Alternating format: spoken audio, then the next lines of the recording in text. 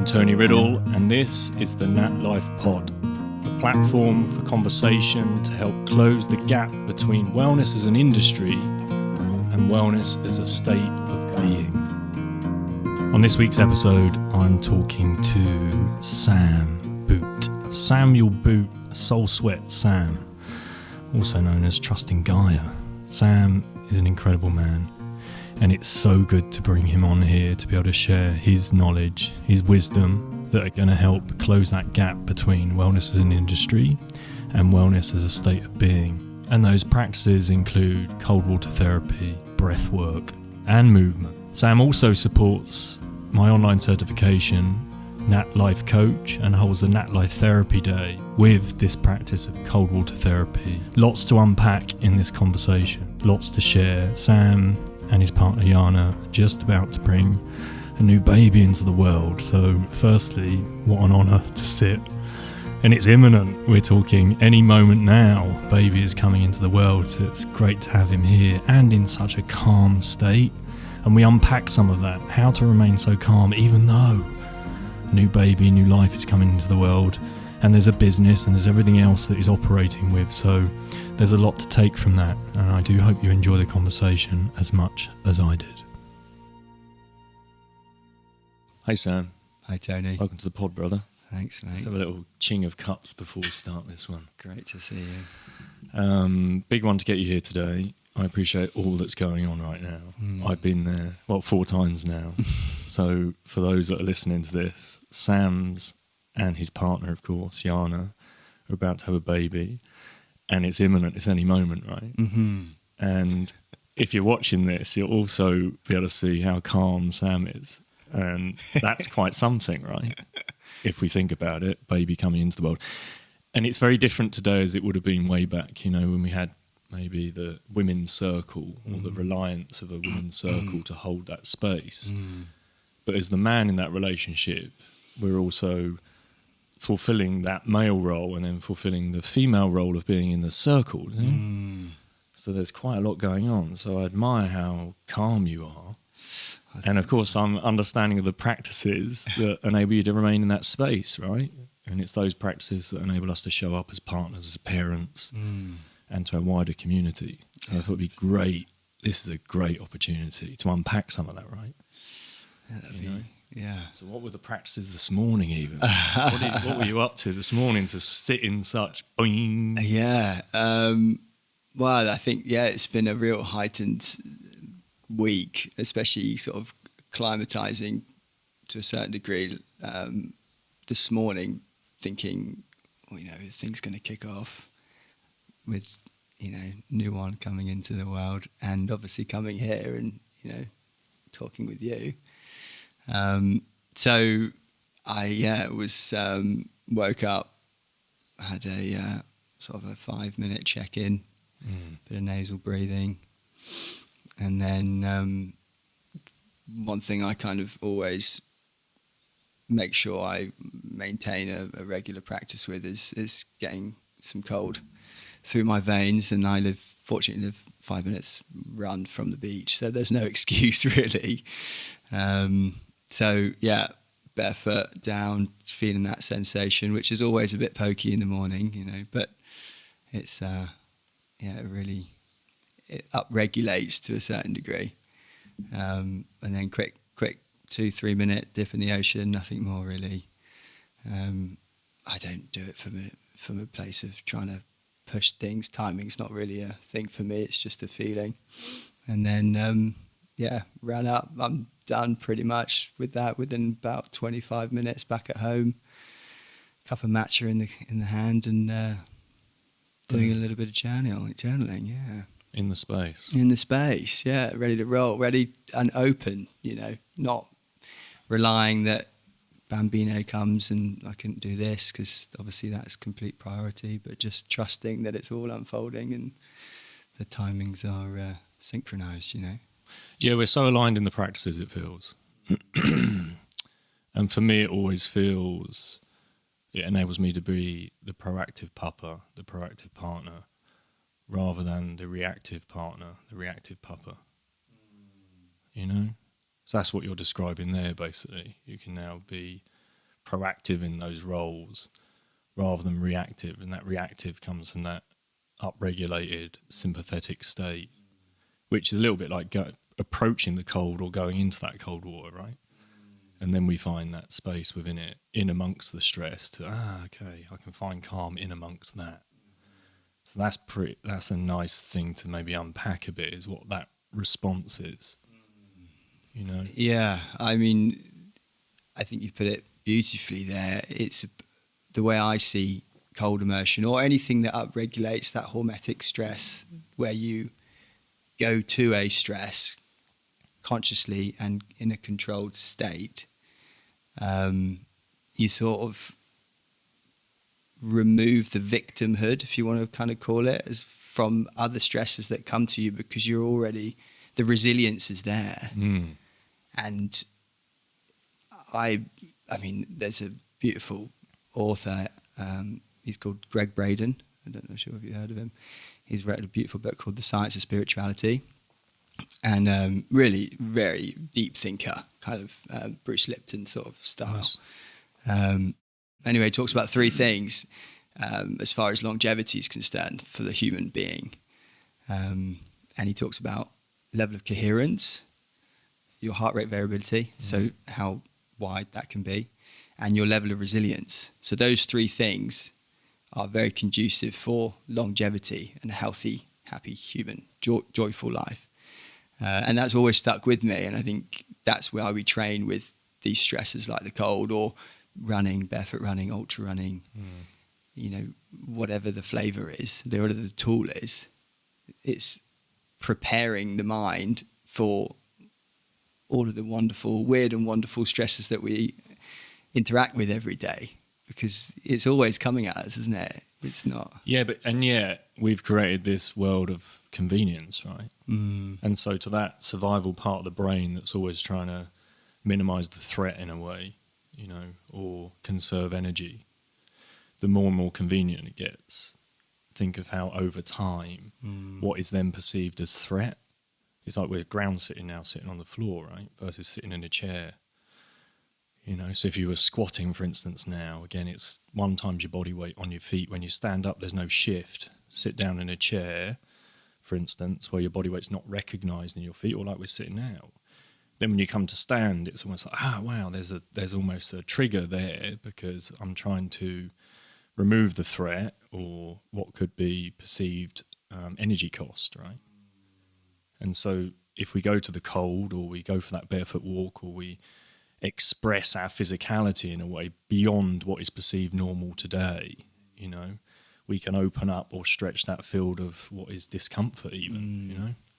Yeah. Something just popped up as you were talking, and the concept of the edge, you know, where the edge is within the human psyche, within even look at the natural world, and where there's an interaction of an edge. Say, for instance, you know, a classic one, an easy one for me to pull upon is being near the beach, being able to see the ocean, and the beach and the ocean, where those two mediums interact. There's such a huge density of fertility and life that's happening there. Nice. And activity and chaos, you know, cliffs falling and erosion, and this wonderful kind of vortex of potential energy. And as a human being, you know, we can interact with that, go to the edges within the natural world, but also within our own edge, what's our own limit, and actually realize, especially with the cold, is a beautiful tool, because each time you go to it, you're sort of breaking down that glass ceiling a little bit more, because that inner voice is always saying, I don't want to do it, you can't really do it, or, you know, I can't be bothered. But the growth mindset is where you actually face that little voice and say, recognize that you're there, but ultimately I'm going to keep kind of gracefully moving past it, because I think also coming to the notion that it's not about that stoic mindset, although I do believe in that to a certain degree. But when I teach cold immersion, I remind people that the voice will always be there, that restrictive voice, that self-limiting voice will always be there. But if you have a graceful, stoic approach to it, you're still moving forward, but you're not moving forward to a point where you're ignoring the signs that might be quite present and sometimes stop you completely because you need to stop for some shape or form. The body doesn't want to do it, which is important to feel into that. So it's much more of a mindful sensitivity of it's that. a sensitivity of that, Yeah, I call those like the present best. Because there's so many variables in day-to-day life, right? It could be the email coming in, the phone call coming in, a baby coming into the world, right? So there's so many variables, right? And then the expectation is, say with the cold, for instance, that I'm going to be able to get in there for the same time, or I'm looking to extend the time I'm in there. Because where have you got to? You're up to 20 minutes in the ice, right? Is that your... Not consistently, yeah. No, but you've reached that point. That's right? a PB, yeah. But as you said, But you're not getting in there, as you say, consistently. It's not 20 minutes or trying to get beyond that. No. That's where you've reached. And every one time you approach the ice or cold water, even if you think of the sea, it's a new body of water. So the expectation is it has to be a present best rather than looking for these PBs and in terms of personal best. Yeah, 100%. And, I think it's important to note that it's amazing to push yourself. I mean, you are an incredible kind of representation of someone that has pushed the human body and the human mind to past what was perceived to be even possible, from a kind of Joe Blogg's perspective. Well, from a 20 or 30-year-old Tony. Yeah, well, that's true. 40-year-old Tony. Yeah, but what's changed is actually it's not your body is aging, although you still look chiseled as hell. So fair play to you. But well, thank you, Sam. So I just dropped Sam a wink then. No, but what's actually been the determining factor of you being able to do those feats is you just harnessed much more of a conditioned mindset. Your mind has evolved past the point where your physical abilities might have stopped you in the past. And that's another beautiful thing about coming back to the cold, because I suppose it's what, it's been a big teacher of mine, is it's always teaching you that your body will probably want to give up first, or your mind will want to get first, then your body will show signs, and then your mind reacts to those signs, right? But if you push past that point, actually there's this whole world of energy and potential that lies there, which few of us really give that opportunity for. Like free divers is a great example, just from the breath and how the diaphragm works, right? In order to push past the points where you are needing to take a breath, the body's showing signs, the diaphragm's starting to wobble, and you think, oh my God, I need to take a breath. Actually, if you stay with that discomfort and actually swallow into it, that will be removed. And then you have a huge amount more capacity to hold your breath even longer. For instance, this is a small example of what is actually happening on a physiological state, but also can be translated into the psychology of things. We're like, I can't do it. And you just stay in that. Keep there, feeling into what's happening, but also trusting in your ability to be able to go a little bit further. And, what you do on your runs is just one more step, One more breath, one more step. Breath, one step, one breath. And where that gets you is frontiers that you would never think was possible if you were to keep using that inner chatter as gospel. Which is important to listen to, don't get me wrong, because there's an intuition there which is incredibly powerful, but tends to be conditioned, or the signal's a little bit confused sometimes. Yeah, it does get confusing. It does get... I think removing the distractions is a key, like being really present in those practices to begin with. And then also being within the right tribe of influence, as I call it. So have conversations like this where it's, it's okay to go to that point, and there's something, just you open up the door a little more and walk in a little more, and you'll find something else in that room, in that chamber. And again, that's playing with that edge of discomfort, and then the people around you help then carry you forward and forward and forward and forward. I think the distractions, though, bringing it back to that moments, being in the moment, being present. And I hear this a lot from people that tune in. Like, how do you stay out there for that long? You know, is it okay to use music, and is it have podcasts in my ears? And you're missing out on that internal dialogue, all the amazing insights that you'll get from being out there, because we're never really on our own. You know, we're surrounded by stuff, surrounded by information, device in our hand. And to find time, we find that in the cold, right? You just find those moments where you can sit and be with yourself, and your thoughts, allow them in, recognize them, but not hold on to it, right? Yeah, that's again why I have such a love affair with the cold. Because, and don't get me wrong, I love the heat too. I think it's important to know. I get a lot of questions like, I'm just not on board with the heat. I can handle the cold. It's the heat, man. It's something I need to work through, you know?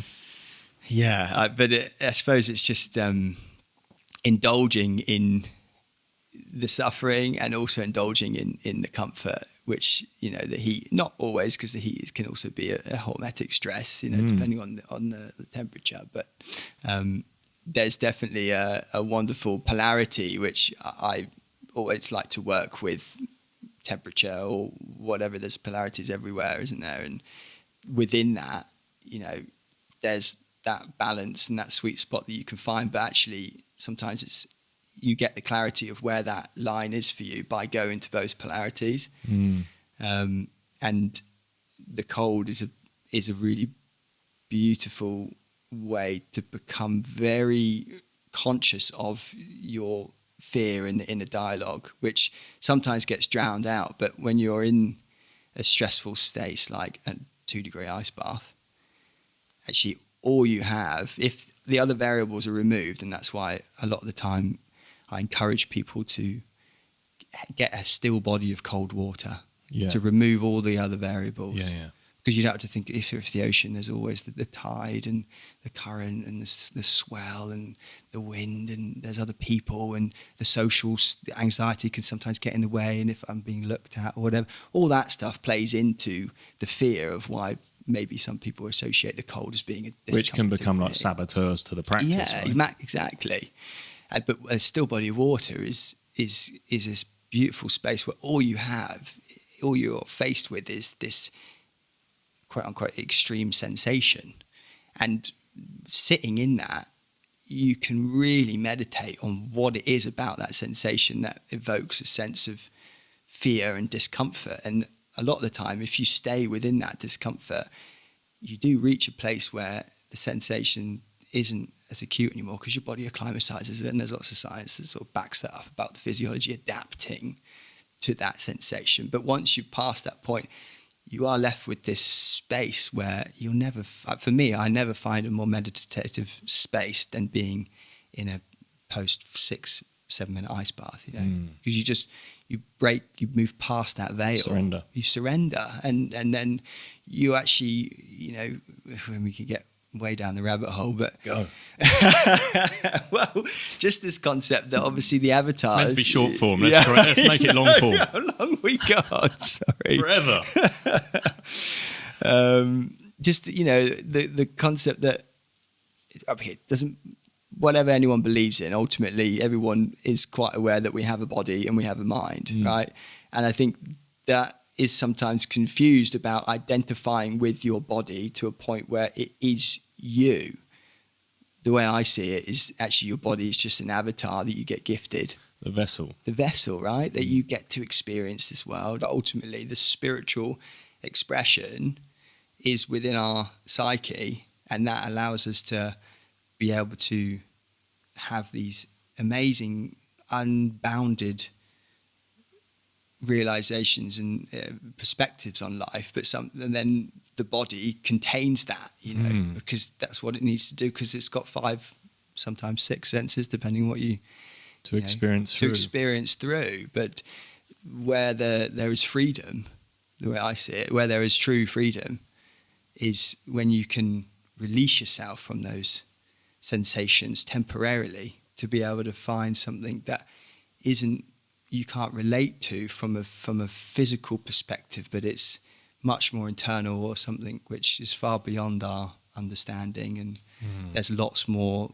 science that's going into trying to understand this beautiful journey that we're all on. But tools like the cold and the heat, and if you want to throw in obviously some movement and some breath work, and yoga's been a big one for me. Nature therapy being ground in nature, right? Obviously we can go into the nutrition and looking after the body, making sure that all that energy within the body is purified. Then we can reach much more connection that we might not necessarily do if we aren't in pursuit of trying to seek out things which aren't, as you said, that convenience perspective of if it's not convenient, then we won't necessarily lean towards it because it doesn't fit into our lifestyles.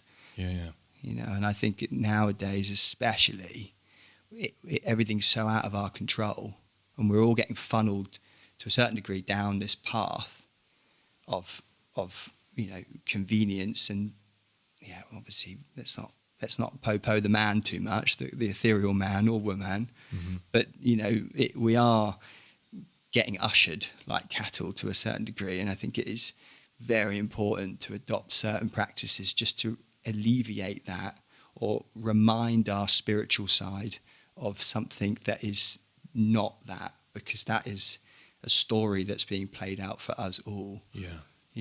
And in these modalities, I think now more than ever, and especially what the natural lifestyle ethos represents, is something very simple. It doesn't have to be stripping complex. away, it's stripping everything. That's the point. Yeah. In a natural lifestyle, is to strip away, not, here's more information. And then there's what do I do with all this information? When do I embody it? When do I integrate any of this, And there's also, why are we disconnecting? Because what we're ushered into is so complex and overwhelming, that we shut our senses off in a way, right? So I guess through the nature immersion, through the cold, that first practice to get to that even more heightened state is just to open the senses, to be more aware, right? To sit in awareness and to feel, first of all, a human experience. This is a human having an experience now through those senses. And then it's, I'm a spiritual being having these experiences.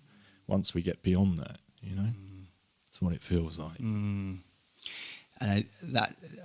I truly believe that due to the complexity of the lives that we are living in, we have to make it simple. Yeah. We have to make the tools and healing modalities very simple for people to try and integrate, for us all to try and integrate into our lives, because yes, they can become very complex, and the rabbit hole goes very deep with a lot of them, whatever it is whatever your flavor is. But actually that's not conducive for most of us that are living very busy lives, trying to juggle and spin all of these different plates and hold up these archetypes that are important for the makeup of our identity, but actually a lot of the time are quite destructive, because of the fact that we feel we have a responsibility to keep moving down these paths where actually are incredibly detrimental to our health and well-being. So having these little bolt-on tools just to apply in the first 20 minutes or the last 20 minutes of your day, I think it is more realistic to be able to adopt and integrate than perhaps going on a week, 2 week, 3 week Vipassana, or even a 3-day retreat. I really believe that these small moments of transformation are what is going to be much more conducive for people to start to change the way that they approach their daily life. Well, it offers the consistency that we do need, right? So having held many retreats and longer retreats, shorter retreats, or experiences, for me it's always been about, right, these are the things you're going to learn over this weekend, but these are the things you're going to slot into everyday life. And again, the retreat for me is an opportunity to strip away all that stuff, and then here's some simple practices to integrate into your everyday life. And then there isn't overwhelm.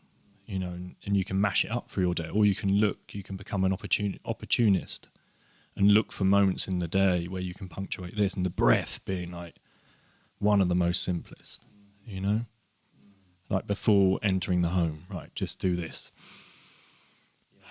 6 of those before entering the house, or going from the room that you're working in to the family room next door. Don't go with the work into the family room, and equally don't go with the family room into the work room. So, and then I guess there's the breath, right? We cover the breath. We can discuss a bit around breath, right? Because there's breathing going into the cold, right?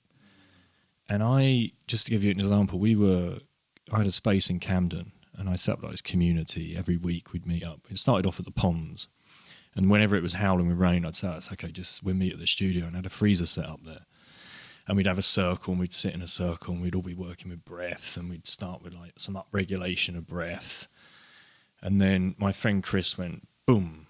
Well, the breathing app, we started with the beginning of this, right? So we sat and we were breathing for 5 minutes prior to this, right? And the energy just shifts, right, immediately with that. It's a 4/6 tempo, very simple, up through the nose, out through the nose, relax the belly, relax the pelvic floor. And so we had that in the middle of the circle. Everyone's sitting in the circle, and then I plugged it in. I had it on the Bluetooth to the speaker. And then one person would get up, and they'd go and get in the ice in the freezer I'd converted, right? And everyone doubled their time in the freezer because they just kept their breath, what we were sitting with in the circle, and maintained that same breath, walking to the freezer, getting in the freezer, and they were just down-regulated the whole time through. Which is an interesting, you know, because I think a lot of people associate the cold as being up-regulative and very, you know. Yes, there's adrenaline that's released, but the adrenaline doesn't always have to be manifested in the way that you approach the ice bath, and also the length of time that you can stay in that medium. You know, doesn't matter. Timing does not matter, but actually recognizing that the more down-regulated you are, the longer you're going to be able to spend in that. Essentially the environment that wants to upregulate you, which is a really nice kind of metaphor of how to train with that controlled stressor, and then going out into every day and recognizing, well, what's trying to upregulate you? Well, if I adopt the same practices that I've sort of had in this little microcosm of an ice bath, then, you know, you're pretty much invincible, you're unstoppable, you know, or you've harnessed a resiliency that, you know, is difficult to break down, because the breath was with you as soon as you entered the world, and it will be the last thing you do when you leave the world, you know. First act of life and the last, the breath. Yeah. And we need to focus more on what's between the birth and the death, which is the breadth. Yeah. The breadth of the breath. Yeah, you just reminded me of this. In fact, my older sister's first boyfriend she ever had, crazily, he sent me something recently, which was just about someone giving a speech at a funeral about I think their loved ones passing, and spoke of what it says on a tombstone. You know, the date when they're born, dash. And then the date when they leave and move on into who knows. But he's like, then goes and tries to articulate that dash. Yeah. You know, what's the dash, and what does your dash represent to you, and what do you want it to represent? What's the legacy? What's the legacy that you're sort of leaving? And actually that dash doesn't really give much, does it? You know, it's just quite, you know, it's a simple expression of a life, which within that dash, doesn't matter who you are as a human being, you will have had an inordinate amount of experiences. So it's just interesting, just contemplating what your dash is currently. You know? I think also the breath enables us to be present in those experiences. So the dash, experiencing actually being in the dash. Rather than removed from the dash, because there's so much overwhelm and chaos coming in that we're closing ourselves off to the dash. You know? Yeah, almost. Yeah, waiting for the for the time to tick down. Yeah. Which that's again kind of keep coming back to the cold, but it is a beautiful. You can draw so many lessons from what it does, because it also shocks you back into consciousness, this sense of presence. And we talk about presence, it's a quite overused term now, mindfulness and presence. And okay, yeah, we're present all the time. And I heard there's a guy who lives in Portown, actually. He's got his handles Get Mind Clear, but he articulated presence really well. And basically he was saying, well, presence is constantly unfolding into the next moment. There's no such thing as presence, as far as, because it almost defines itself as something quite stationary and stuck, present, and then is no longer present because you're on to the next moment. It's just constantly always leaching itself into the next. There goes another moment. Here you go. In the next moment. Oh, no, we're not. We've moved on. And what, to the listeners and to the watchers here, who you were when you first started watching it might be very different to how you are now, as far as what's happening with your synapsal kind of activity because of the information that you're receiving now, in the ways that that's stimulating neuropathways, it's triggering different memories, and maybe inspiration's coming, or maybe judgment, or whatever it is. But the presence is actually becoming aware of all of those things that's happening in the moment. And the cold allows you to do that, truly, because you don't have the distractions of the external thing, whatever it is. You just have you reflecting on or observing your own mind. And a beautiful synergy with the breath is that you can reach these higher states just by certain types of breath work, which allows you to then almost, it accumulates this sense of awareness from these different experiences that you're giving your mind and body through the central avatar, exposing it to extreme temperatures, maybe, moving through the brainwave states by harnessing different breathwork practices. Sound healing is a massive one for me. It's been a huge, huge influence on the way that I understand the world, the vibratory qualities of sound and frequency. I mean, Tesla, classic example, but it basically allows the brain to enter these different levels just from exposing yourself to a certain vibration. And to talk about the synergy of all of these things, when you pull them all together in a experience, like we sort of said, you can have these moments of transformation within a very short space of time if you get the ingredients right and you get the space right. So when I hold space and me and my partner do our workshops, actually within 8 hours, you can have a lot of breakthrough. Huge amounts. If you get the ingredients right, you set the space up and you deliver it in a way. And I mean, largely a huge amount of healing comes from just holding space too, right? And people coming with an open mindset of them also feeling safe within your energy, because that is a huge one. Safety is fundamentally something which few of us truly feel deep down. And I think that's a big thing of what's stopping us from... Shielding us. We're shielding ourselves from being that. vulnerable. Because we don't feel safe. We have to put up a front because of the conditioning, and that's a rabbit hole to go down too, right? But yeah, and true vulnerability is like one of the men in a men's group, Men. He articulated this so beautifully. He said it's the difference between sharing vulnerable things and sharing vulnerability.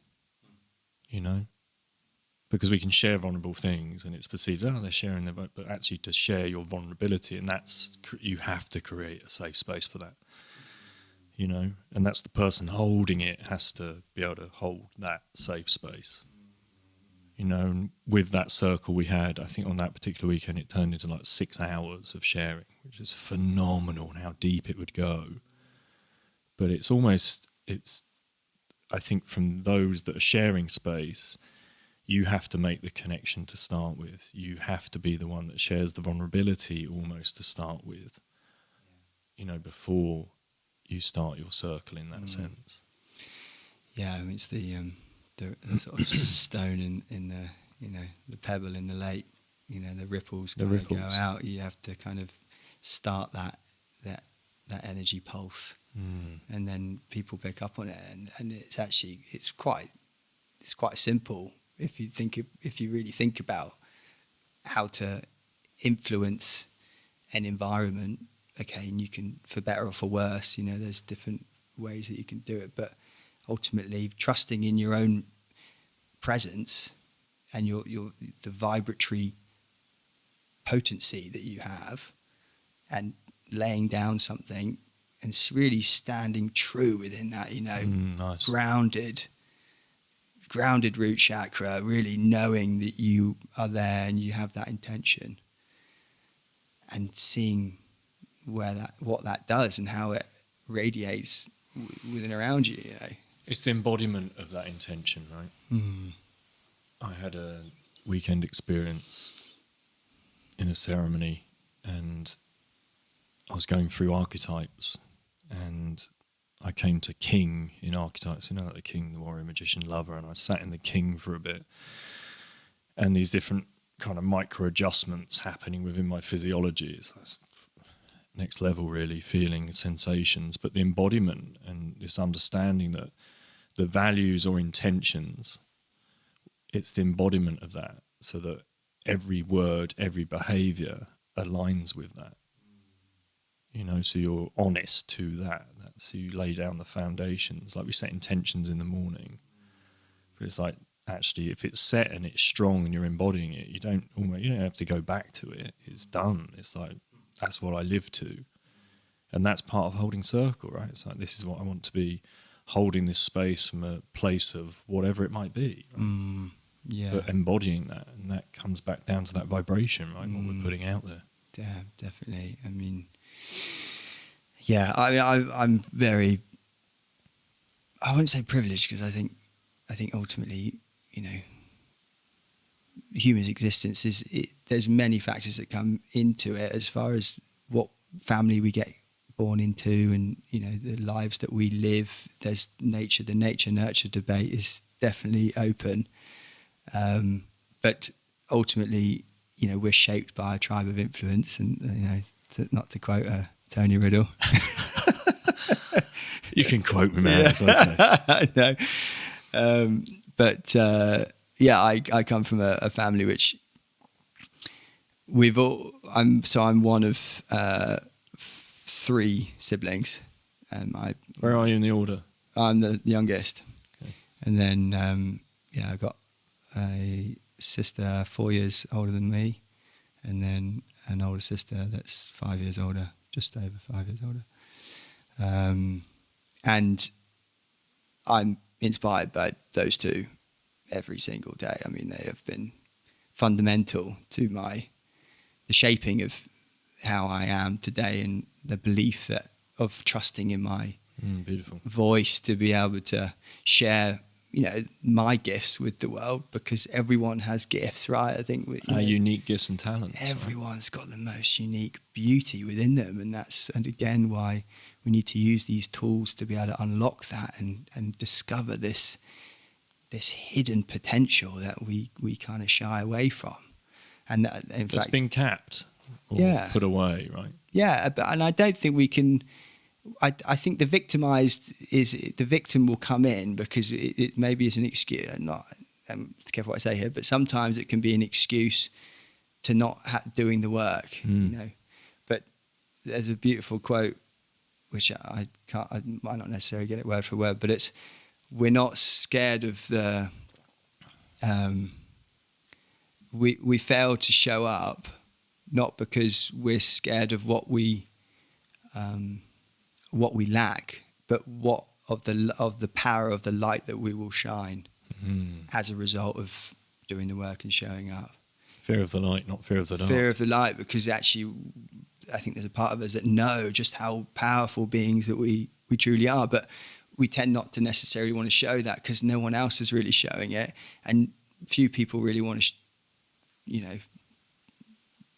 be exposed like that, to be someone that is radiating. Yeah, because it attracts all sorts of attention, good or bad, Yeah. Well, I think also we've been around language like showing off. Yeah. You're the show off, or stop showing off. Yeah. Yeah. Can you imagine that? Yeah. Or, and it's crippling language really. Yeah, it is. Because actually it's an expression. We're told to sit still, be quiet, or children are meant to be seen, not heard, all of that stuff. And that does remove us from, well, firstly, finding voice, what perhaps that authentic voice is. I had this vision of like a safe, and you have the dial on the safe, and we like safe crackers. We put our ear to the safe, and you turn the dial, and it's like, could be through the cold, right? The cold. Oh, I've knocked something there. Okay, now nature. I've unlocked something there. And you keep going round until eventually, like, and you open up the safe, and inside the safe, you can use one of those really overused words of today, but the authentic being sitting in the safe, right? The person that perhaps, again, the universe has uniquely assigned you to be, or what your unique gifts and talents are in that safe once you can crack it, And again, most of those tools to crack that safe are free because they're through your senses, right? The safe cracker, right? And yet, what is the safe? What's it a representation of, right? Because we think of the cage, right? We're the only being really to put itself in a cage, as in we domesticate ourselves in that sense, right? And what is the safe? It's beyond that. It's perceived safe. Oh, it's safe. So we build these, perhaps the armor, the facades, the masks, as safety, right? Mechanisms that we perceive as protecting us. But really underneath all that, when you strip it away, we have to be vulnerable to strip all that away, right? You have to be vulnerable even to step into your power, You have to have a strong core to be able to peel back the layers in a way, but strong in a sense that's not, it can still be gooey and mushy and the vulnerability there, but there's strength within that form, to be able to have the confidence of being vulnerable by taking away all those social masks and everything that makes up you as a human being, because it encourages, it evokes the same response in other people, because if what you're saying, when someone's speaking from truth, actually when you're not, it almost has its own consciousness that it's not. You can hear it, and if you're speaking that's not necessarily truth, it will be felt not only with you but with everyone in the space, whoever it is.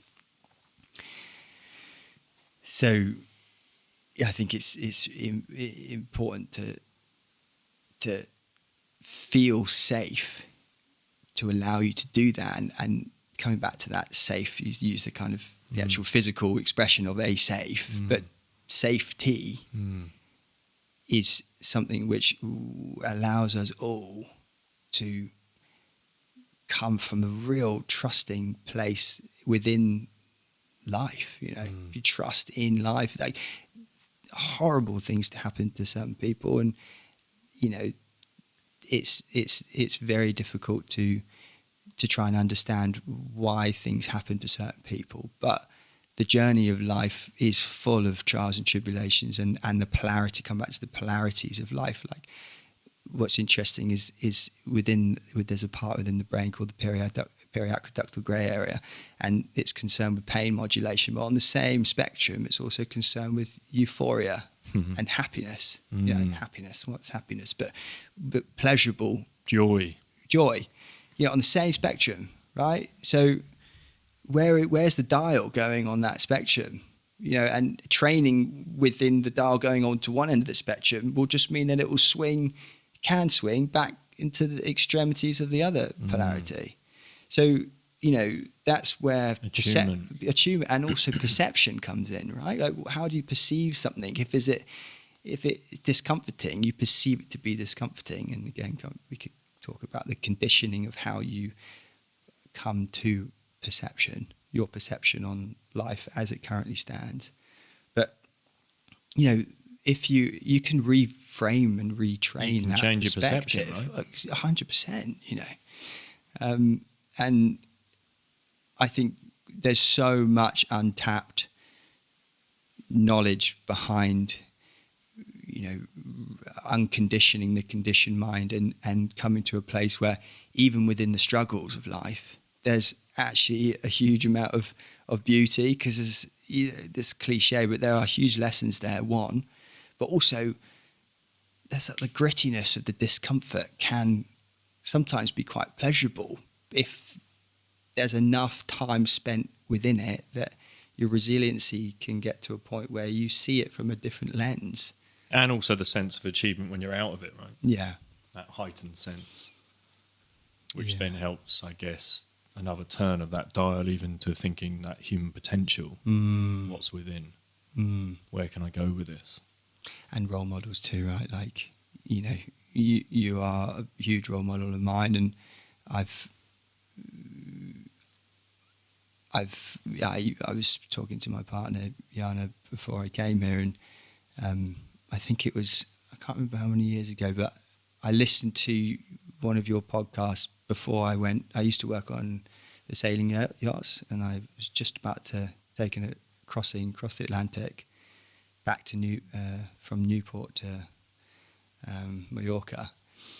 28 days at sea, like rough. I mean, it's an amazing experience, absolutely mind blowing. But I sailed in the army, and yeah, I appreciate that. Yeah, where it can go. You are confronted with your inner chatter every single time you have to wake up after minimal sleep. Really, back on watch again every 6 hours. That just continues, and the graveyard shifts, and it's your circadian rhythms are all.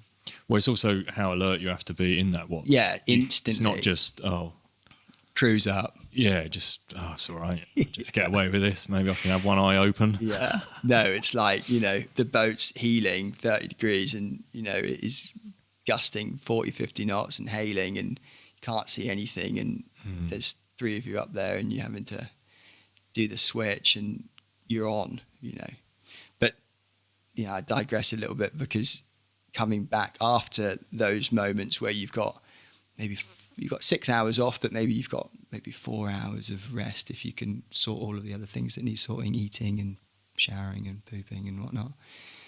Having your voice was really inspirational in some of the podcasts that you shared, because it gave me strength. And I think we all have to find those people or things which inspire us to move past the initial suffering and have a North Star to head towards, which is very, it can be very healing within that discomforting environment that you find yourself within, because you're not alone. Yeah.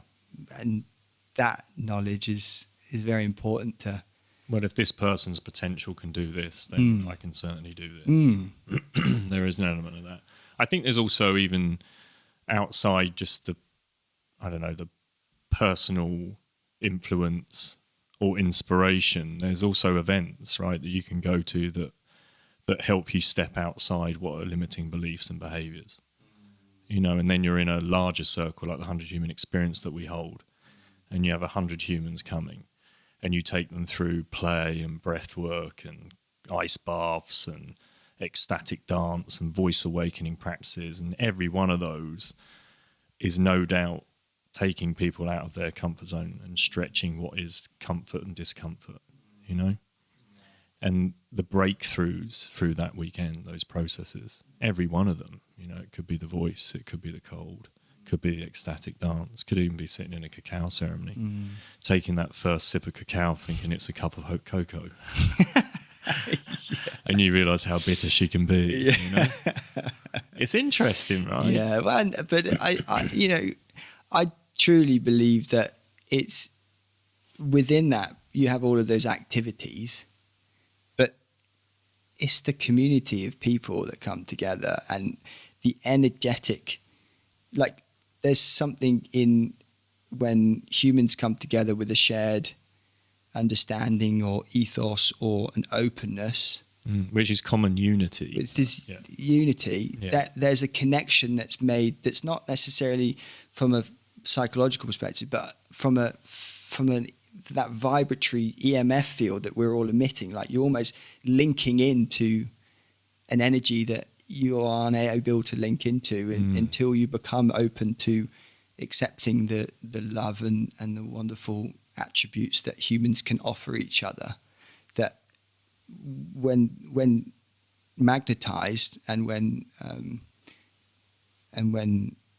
more people are added into that pot, you become this. It's like the transformation within that can be so profound. Yeah. You know, and spontaneous remissions and things like these miracles that can happen, I believe happen because you open yourself up to the healing qualities of humans and also the energies, the divine energies that are around us, ever omnipresent.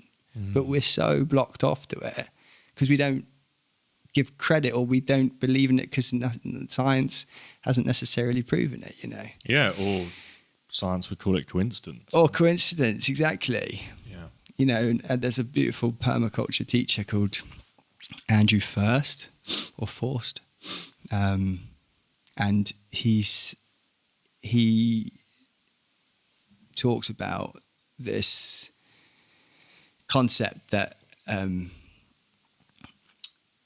he says, I'd rather live and die as an optimist, be happy and wrong, than live as a cynic, be miserable and die right.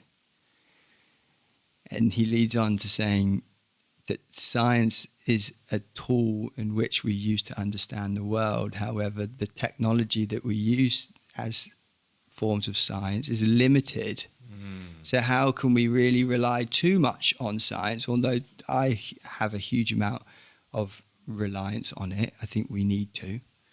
But also to not let that limit your horizons into thinking, well, you as an individual with a consciousness that's able to connect to many different things that might not necessarily be defined as by science, doesn't necessarily mean that it's not true. And actually, it's more true than ever because you can think it, you can feel it, you know.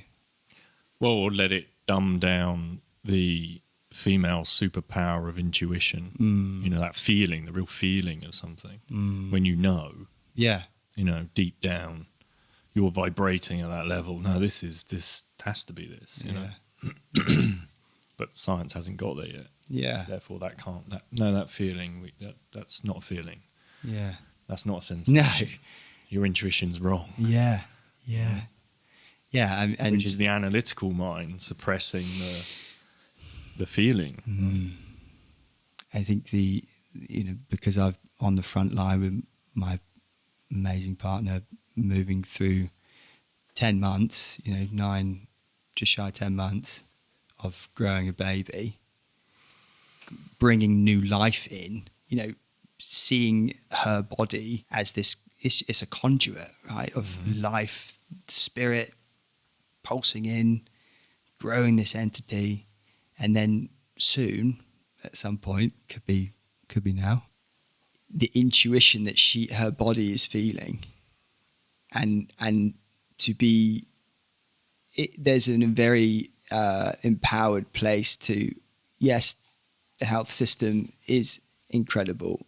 We live in the UK, we have the NHS, an incredible health service. However, there's also a limitation within that as far as how, for instance, in this scenario, the terminology and some of the quantifiable aspects of what pregnancy in this situation can do, or when it's appropriate to give birth, or this is your due date. So anything past the due date, you know, there suggests that there's something wrong with that, and so we need to start to intervene more. Yeah. And my partner, she's wonderfully intuitive and has since having our first, we've learned a lot from that process, and she's certainly stepping much more into this knowing that actually there's this flipping powerhouse goddess, mother. She carries the spirit of life within her. The ability to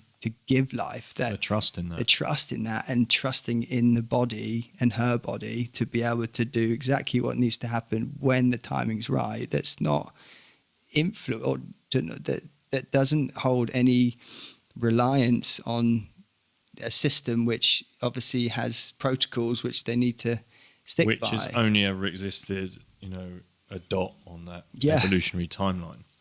A mere baby on the evolutionary timeline. But this is how quick the world is going now, because for us, even though it's a blip, the human mind works so quickly as far as everything's getting faster and faster and faster. So like memory, short-term and long-term memory is getting really confused. What we think is like a long-term memory is still short. And there tends to be a need to assign or rely on another to be able to tell us what to do. Because we can bring that right back to the cold. That timeline, right? Because we forget, right? It's like hot water is a mere baby on the evolutionary timeline. You're from the northern hemisphere. When did hot water kick in? And then we're like, oh no, but the cold's this, or you're having cold showers, or you're having a cold bath, or in Jana's case is up until when? Still getting in the sea, right? Yeah. Well, she dipped in the sea on her due date, and she has found so much, quote unquote, comfort from that. Mentally, more than anything, it's more for her mental health than anything else, to be able to attain a sort of workout, or work in, I suppose you can call it, without stressing the physical body too much. Although the body is stressed to a certain degree, but then it comes into timings, and the hormetic stress is all about how much controlled stress that the body can cope with, that caloric gain as opposed to caloric drain concept. And she's been doing it for many years now. So it's that familiarity in the practice, right? That's the caveat there, isn't it? That if you're pregnant right now and you're not familiar with it, don't go and get into an ice bath right now. There is that familiarity within the practice, which even if you're not pregnant right now, it's still that build it over time. Dip your toes in and feel into it. Which I think is probably a good time to think about, what can we give the audience right now in terms of, let's think about a few tips for the cold. I would say choose a time that, if you're new to cold immersion, then choose a time where your nervous system isn't going to be coming from a parasympathetic space, like a down-regulated, i.e. choose a time where you're awake, you haven't just woken up, so the stress on the system isn't going to be as acute as it would be if you were. So you're alert. You're more alert. Adrenaline's moving through you. You're in a beta brainwave state, i.e. the day's moving and you're kind of pulsing through the day. Maybe the afternoon is a nice time to do it, because the evening time you don't necessarily want to be interacting with the cold, because the cortisol kills melatonin, and we all know how important that is. So choose timing the day, whatever's right for you. Take some moments to center, i.e. use the breath to allow you to kind of settle and come to a space where you're conscious of your thoughts. That's all you sort of really need to. I mean, you can go much more into the meditative states, but 5 minutes will just allow you to apply some level of reflection and observation on what's happening in you, between your ears. And you can use the nasal breath in for box breathing is a beautiful way to do that. Tumo breathing, focusing on the exhales, because the exhales is where when you interact with the cold, that will be one of the first things that goes, because the body will want to tighten up and constrict as a result of the reaction, the autonomic reaction to the cold. So we want to focus on the exhales, get that embodied, nice long exhales. And then once you've got a nice smooth breath that's not jumpy, because again, when you interact with the cold, there'll be this tendency of the nervous system, the autonomic nervous system, to jolt the breath. Get nervous, yeah. And so we tend to do two things, which I see time and time again, which is this constriction, the gasping reflex. And what do? You breathe in and you hold the breath. Yeah, worst time to tell someone to breathe. Yeah, exactly. Breathe in. Yeah, exactly. Take a breath. Just breathe out. So breathe out. Just focus on the breath and on the out breath. And so once you've got that, turn the cold on. And some people like to just jump straight in, which I think actually is going to disrupt your nervous system even further if you're already upregulated. It can really jack it. Whereas people like that because they don't have to go through the pain of the slow integration with the cold. But I think there's much more lessons to be learned with that slow approach. Yeah, exactly. And I'm out here. Yeah.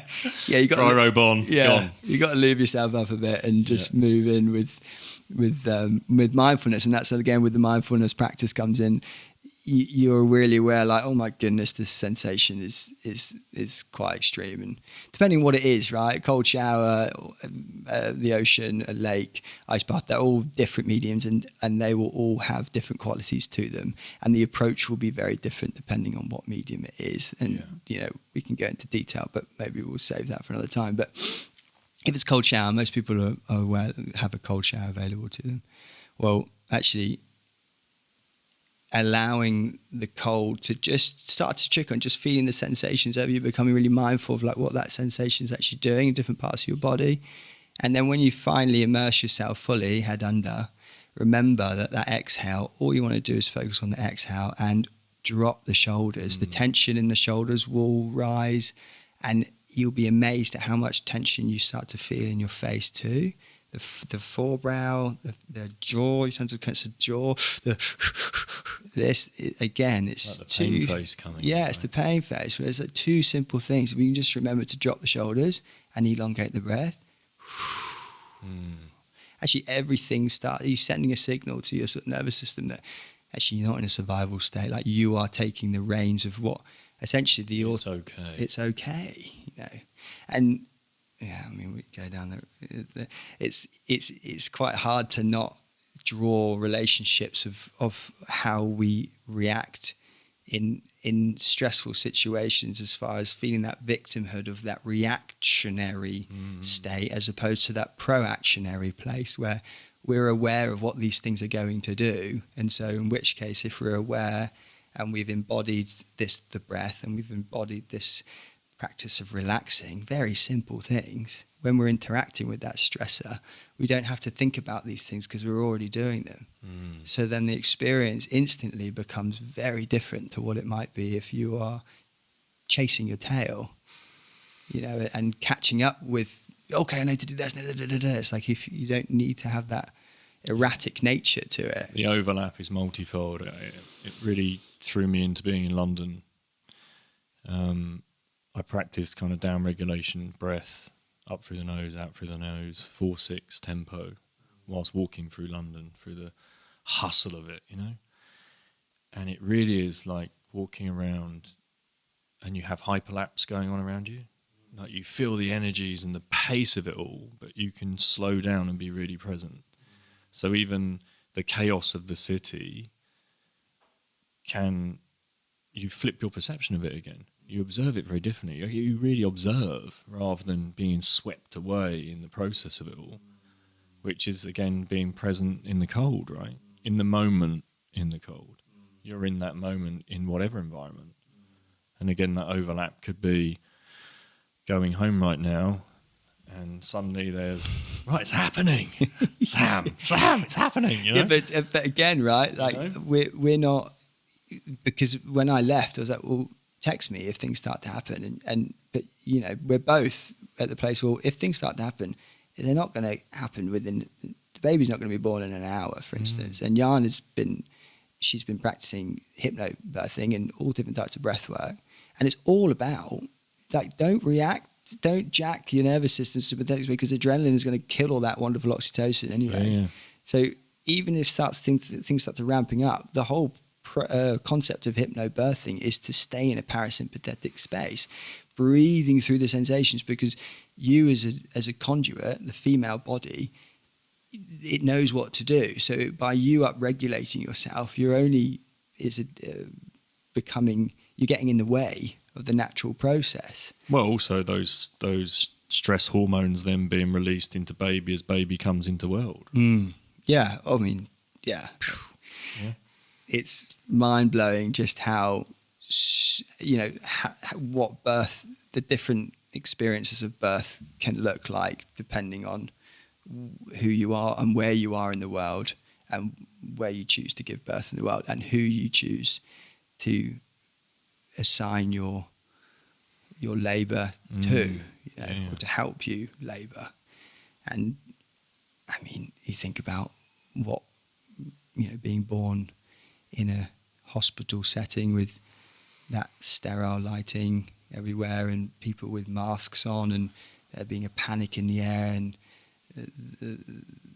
the stress of the mother and father or whoever's there, all of that is the first thing that beautiful, pure being's going to interact with, is that environment. Yes, the mother's there, so that will be her comfort, but depending on whether, you know, it's been a vaginal birth or it's been a C-section or whatever, there's all these accumulating factors which can become really quite a traumatic thing. And birth can take many different expressions, and that's whatever happens, you just got to trust in the process. But what I'm saying is, actually, compare that to, you know, how women that choose to give birth at home and trust in their body, and there may be some water there that they can step into, and having the aromatherapy and the lighting set up, and they're moving through these breathwork practices,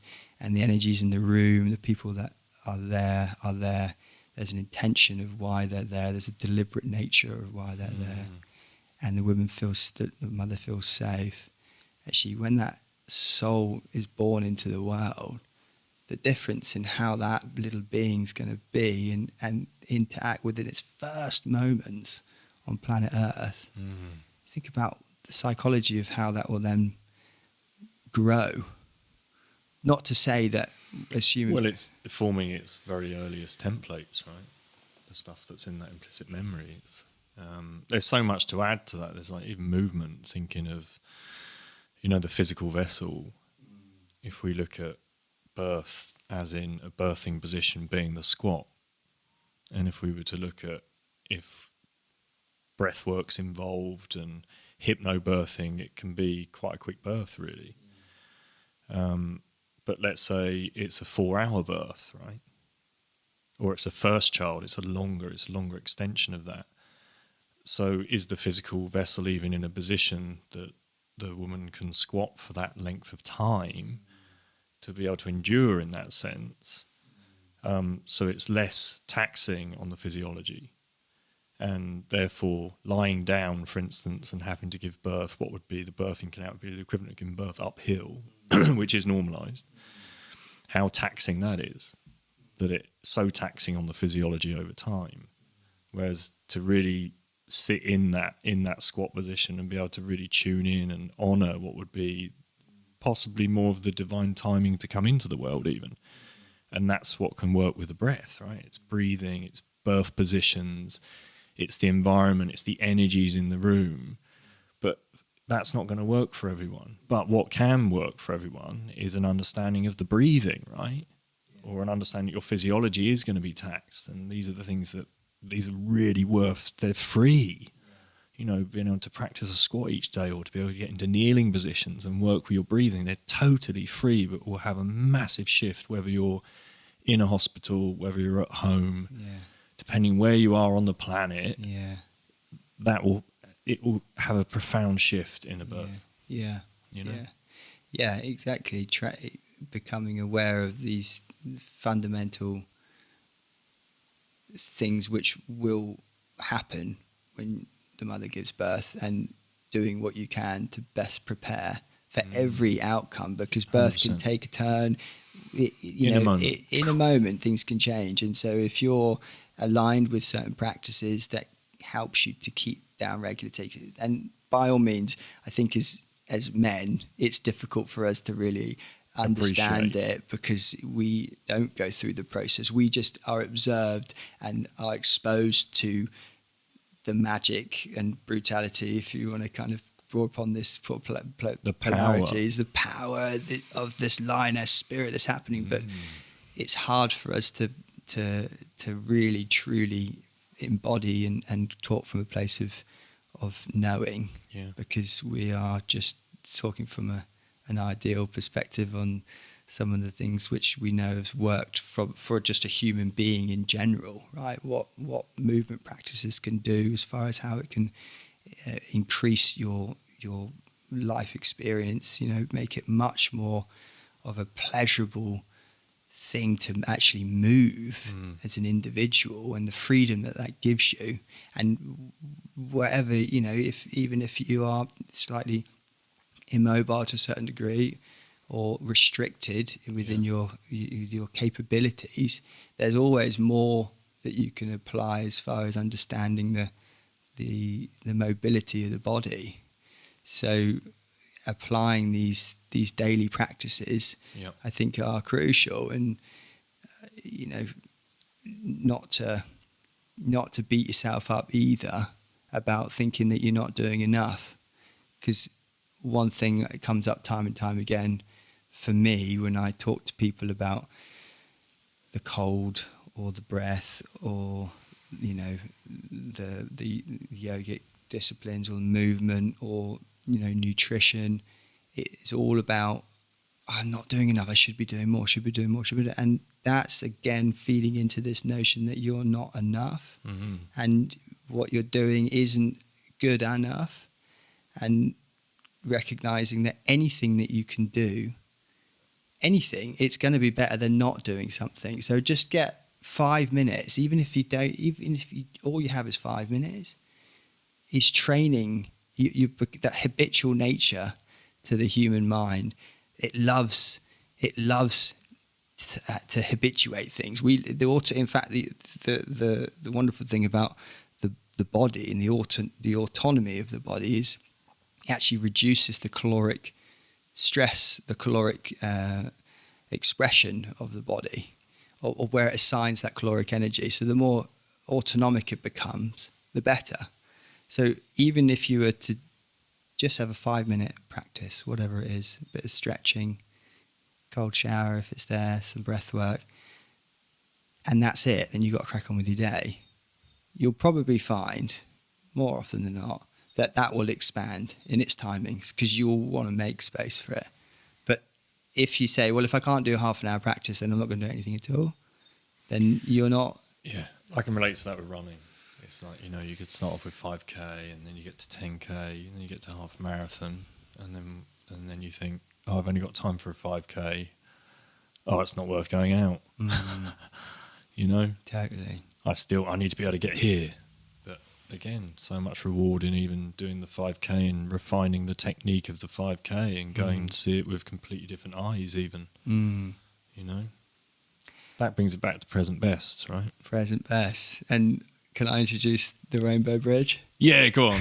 Bring the Rainbow Bridge in. It was in amongst it, but this came in on the coaching cert, the NatLifeCoach cert, didn't it? The Rainbow Bridge. Yeah. Yeah, please do, man. Yeah, so just to drop his name because he's been quite influential in my evolution. Paul Chek, he's a bit of an all-rounder, really, isn't he? But absolutely.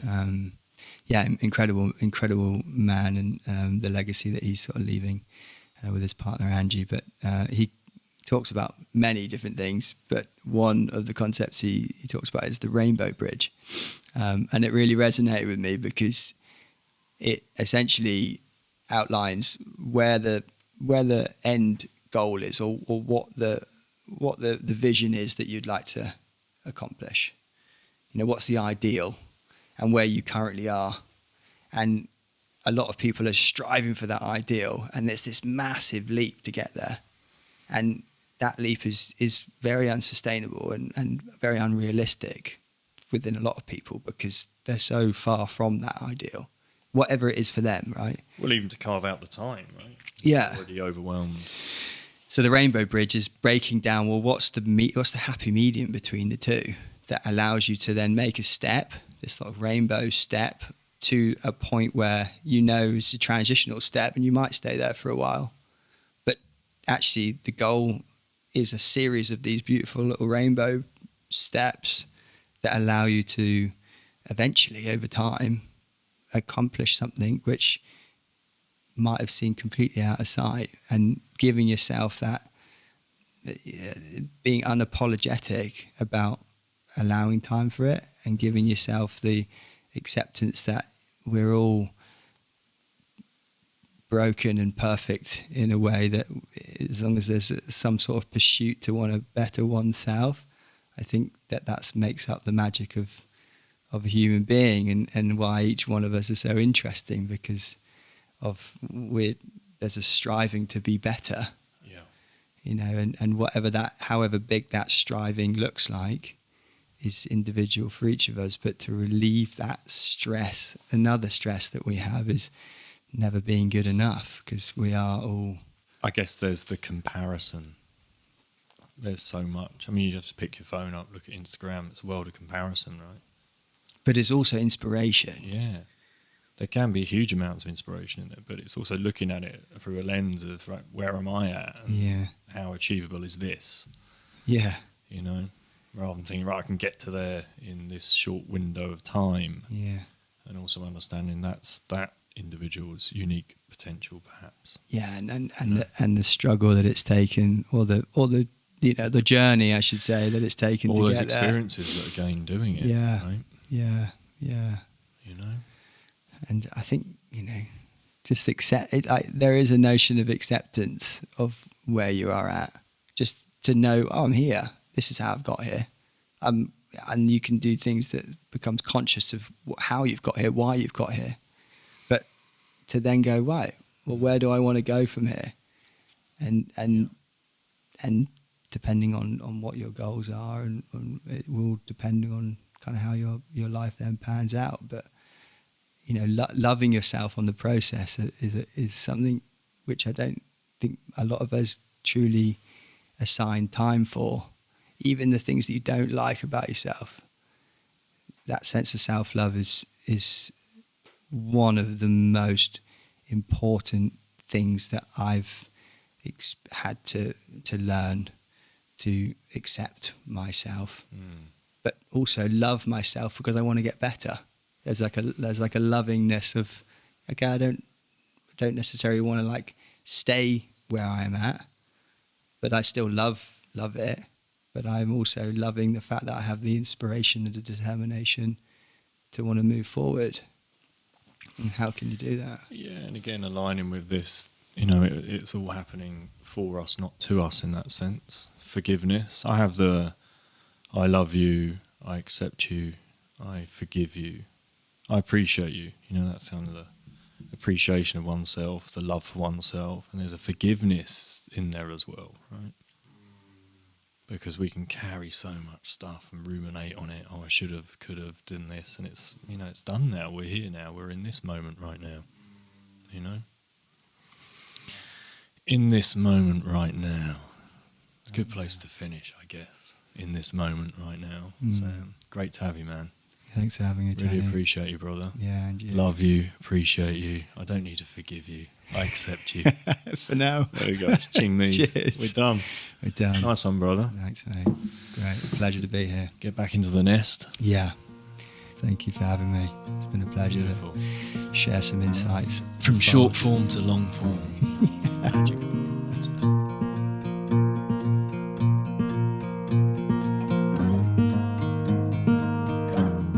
As always, I hope you enjoyed today's conversation. If you feel drawn to do so, then please subscribe to the show, leave a review, and don't forget to share. Sharing is caring. It really helps me to help others. If you're drawn to immersing yourself in any of the NatLife experiences, or see yourself as a NatLife coach, head to tonyriddle.com for details of how to immerse yourself in the community. You can follow my adventures on Instagram at The Natural Lifestylist. Big shout out to Simon from We Are the Clarks for producing, filming, editing. Much love.